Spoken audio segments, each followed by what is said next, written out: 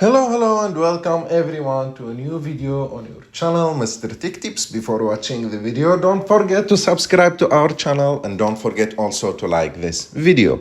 In today's video, I will show you how to increase iPhone volume with iOS 26. So first of all, if you want to increase the volume of your phone, the first and the easiest option is to use the volume up button in your phone like this, and you will increase the volume.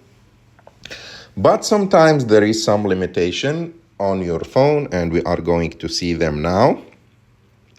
So you have to go to sounds and haptics, and after that scroll down until you find an option called volume limit.